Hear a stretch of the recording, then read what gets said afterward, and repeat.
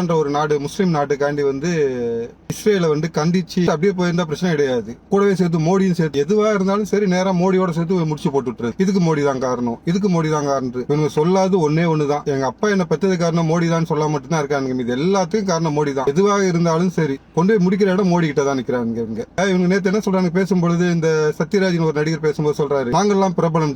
யாரா அவனை பிரபலம் சொன்னது? அவனை சொல்லிக்கிறான் பிரபலம்.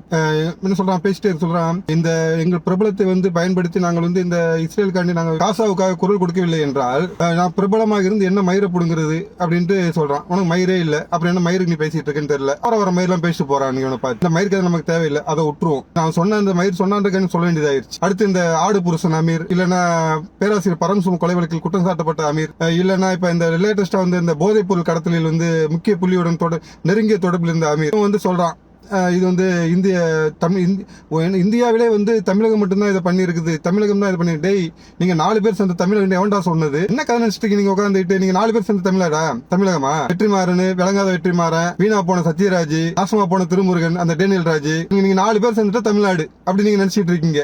மக்கள் நம்புவாங்க நினைச்சிட்டு இருக்கீங்க. இவனுக்கு எதுக்காக உண்மையிலே ஒரு பாதிக்கப்பட்டதுக்காக குரல் கொடுத்தாங்க. எனக்கு குரல் கொடுத்துருக்கணும். நீங்களை கொத்த தமிழர்கள் இது பண்ணாங்க, கொலை செய்யப்பட்டார்கள். இளைஞர் ராணுவத்தால ஈழத்தமிழ் கொலை செய்யப்படும் அப்ப போய் இந்த ஆர்ப்பாட்டத்தை பண்ணி அப்ப பண்ணல இவங்க. சரி, இதுல மேற்கு வங்காளத்துல இந்துக்கள் இந்து பெண்கள் கற்பழிக்கப்பட்டாங்க, இந்து பெண்கள் கொலை செய்யப்பட்டாங்க, அப்பயும் கொந்தளிக்கல, குரல் கொடுக்கல. இதுல வங்காளதேசத்துல இந்துக்கள் கொத்தா கொல்லப்பட்டார்கள் 6 மாதத்துக்கு முன்னாடி. அப்பெல்லாம் குரல் கொடுக்கவே இல்லை. அதெல்லாம் அப்பெல்லாம் மனிதனை மயிர பிடிங்கிட்டு போயிடுச்சு. இவங்களுக்கு எல்லாம் இந்துக்கள் கொல்லப்படும் போதெல்லாம் இவங்களுக்கு மனிதனை மயிர பிடிங்கிட்டு போயிடும். வெளிநாட்டுல உள்ள முஸ்லிம்கள் பாதிக்கப்பட்டா அவங்களுக்கு தூக்கி நின்று இங்க நிற்பாங்க, கையில கொடி பிடிச்சி நிற்பாங்க. ஏன்னா தமிழ் இழிச்சவாயன், இவங்க சொன்ன நம்பிடுவான்னு நினைச்சிட்டு இருக்காங்க. உங்களெல்லாம் இந்த சத்யராஜ் சொன்ன மாதிரி மயிரா கூட மதிக்கிறது கிடையாது. அவனு நீங்க நினைச்சுக்கிறீங்க நம்மளா பிரபலம் நீங்களாம் ஒரு இது கிடையாது. ஏன்னா நீங்க பிரபலமாக இருந்தா உண்மையான விஷயத்துக்கு குரல் கொடுத்திருக்கணும். இஸ்ரேல்ல அமாஸ் பயங்கரவாதிகள் போயிட்டு ஒரு 1200 பேரை கொல்றாங்க. இஸ்ரேல் நாட்டுக்காரன் என் நாட்டை குண்டு போட்டவனை நான் கண்டிக்கிறேன்னு சொல்லிட்டு அவனை போய் கொல்றான். இப்ப அந்த நாடு அவனுக்கு அடைக்கலம் கொடுக்குது. அப்ப நாட்டு மேலே குண்டு படத்தான் செய்யும். நீங்க சொன்ன கட்டவங்க உங்க குடும்பத்துல 4 பேர் குத்திட்டு போனா கவலைப்பட மாட்டீங்க. இஸ்ரேல்காரன் அப்படி கிடையாது. என் நாட்டுல எவன் மேல கையை வச்சாலும் விட மாட்டான். இப்ப நம்ம மோடி இருக்கிற மாதிரி என்னுடைய மண்ணில் ஒரு தேசத்துல ஒரு கைப்பிடி மண்ணை கூட விட மாட்டேன்றாரு.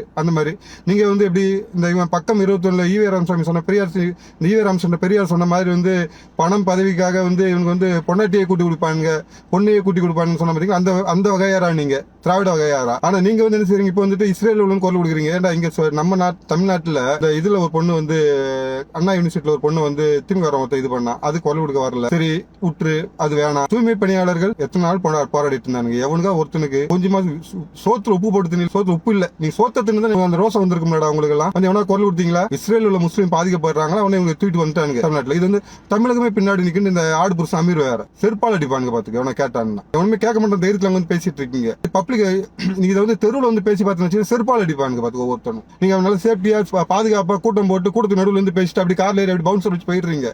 பொதுமக்கள் சிக்கிறாதீங்க. இந்த நேபாள நடந்தது உங்களுக்கு நடக்க போகுது. அப்புறம் அவங்க கஞ்சால மாட்டிட்டு கஞ்சா கொலை கொள்ளை இது கற்பழிப்பு செய்யறது புறம் பாதி பேர் திமுகாரனா இருக்கான். அதை நினைச்சு கொந்தளிச்சு உட்கார்ந்துட்டு இருக்கான். என்னடா செய்யறதுன்ட்டு. சரி, சாதாரண மனிதர்கள் பாத்தீங்கன்னா பால் விலையேற்றம், மின்சார விலையேற்றம், மின்சார கட்டண உயர்வு, பால் விலை உயர்வு, பேருந்து கட்டண உயர்வு, சொத்து வரி உயர்வு, அதாவது வீட்டு வாடகை உயர்வு, இப்படின்னு பல கஷ்டத்துல சிக்கி சின்ன பின்னம் ஆயிட்டு இருக்காங்க. இவங்க கூட உட்காந்து வேலை சொல்லிட்டு இருக்காங்க. நாங்க இஸ்ரேல் கண்டி நாங்க தான் குரல் கொடுப்போம். இவங்க சொல்றாங்க காசா கண்டி நாங்க தான் குரல் கொடுப்போன்றாங்க. குரல் கொடுங்கடா, இங்க இருந்து குரல் எல்லாம் கொடுக்காதீங்க, குடும்பத்தோட கூட்டு போங்க. அங்க போங்க, காசால போயிட்டு போய் குரல் கொடுங்க. அப்புறம் வாங்க, நாங்க மாலையோட உட்காந்துட்டு இருக்கோம் போடுறதுக்கு. எப்படி வரீங்க உங்களுக்கு தெரியும் இல்ல? எங்களுக்கு தெரியும். நாங்க மாலை பெரிய மாலை வாங்கிட்டு இருக்கோம். நீங்க போயிட்டு வாங்க, நாங்க மாலை வாங்கி வச்சிருக்கோம். போராடுக்கு இதே வேகத்துல போராட கிளம்பி போயிருங்க. தமிழக மக்கள் சார்பாக நாங்க மாலை வாங்கி வச்சிருக்கோம்.